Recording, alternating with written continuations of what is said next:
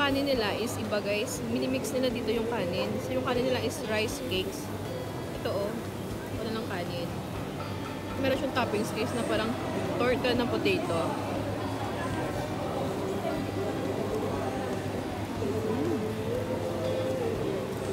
Parang torta ng talong. Sarap. Ito na siya, potato. Guys, nandito tayo ngayon sa eastern part ng Singapore. So, ano ngayon guys sa Changi Village. Kasi gusto ko guys, mag-beach. Gusto ko dito pa siya. So, bago tayo magpunta ng Sea Breeze, nag-order ako ng misoto guys. So, this is Malay food. Malay food guys. Kasi halos ng mga tao dito is mga Malay Singaporean.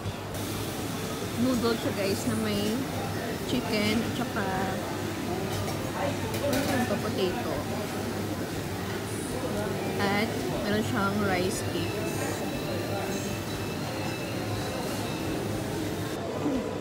Nagkakalaga siya guys ng $6.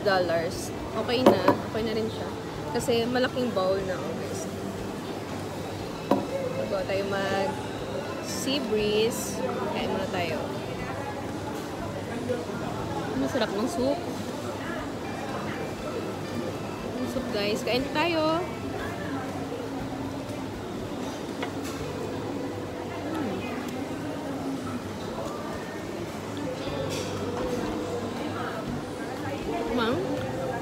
Sarap. Napaka-refreshing ng taste niya guys.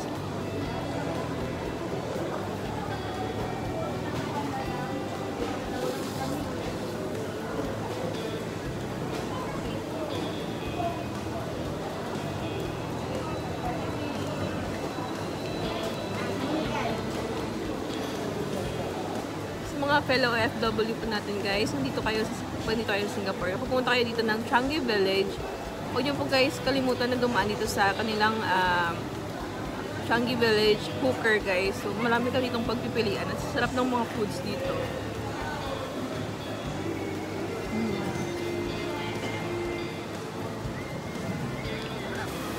So ngayon guys, sa Eastern Corner, Changi Village.